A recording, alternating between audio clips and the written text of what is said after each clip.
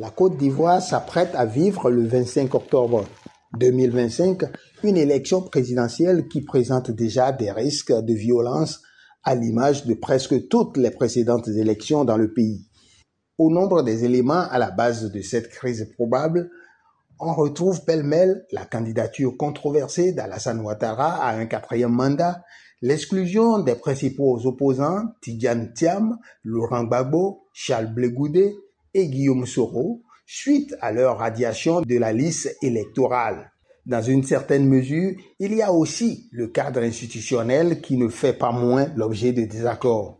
La Côte d'Ivoire se porte économiquement mieux que la plupart de ses voisins, avec un taux moyen de croissance de 7% par an et les investissements massifs dans les infrastructures pendant plus d'une décennie. Le pays tient bien sa place de première économie francophone d'Afrique de l'Ouest. Toutefois, cette prouesse économique souffre d'une préoccupante instabilité politique. Dans un rapport publié le 1er août dernier, l'International Crisis Group note que malgré ces avancées, le système politique ivoirien reste cependant fragile en raison notamment d'une culture hyper-présidentielle du pouvoir, de l'incapacité de sa classe politique à trouver des compromis et d'un processus de réconciliation nationale largement inachevé.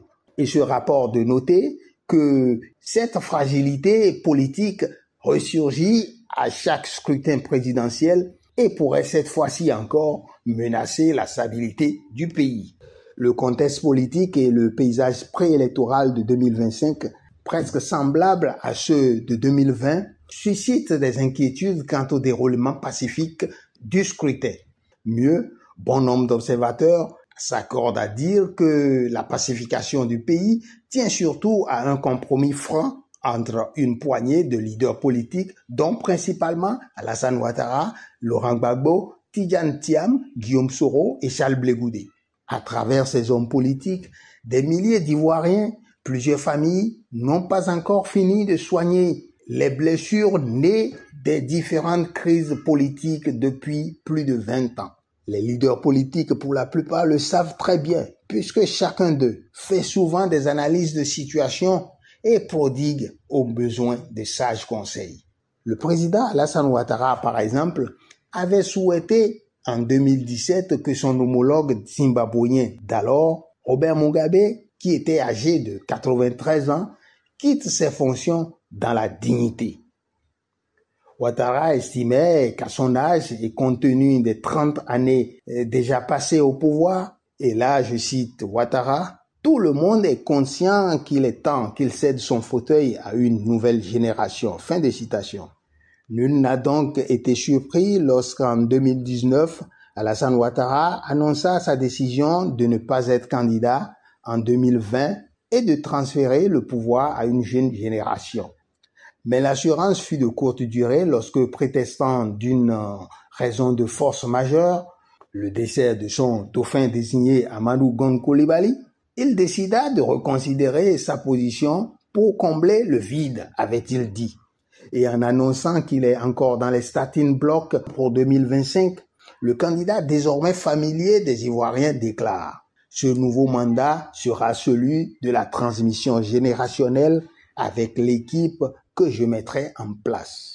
Comprenne qui pourra. » Au-delà de la surprise provoquée par cette candidature à un 4e mandat, cette annonce constitue, aux côtés des problèmes liés au cadre institutionnel et à l'exclusion des adversaires de taille, un élément du cocktail explosif à gérer en Côte d'Ivoire lors de cette élection présidentielle.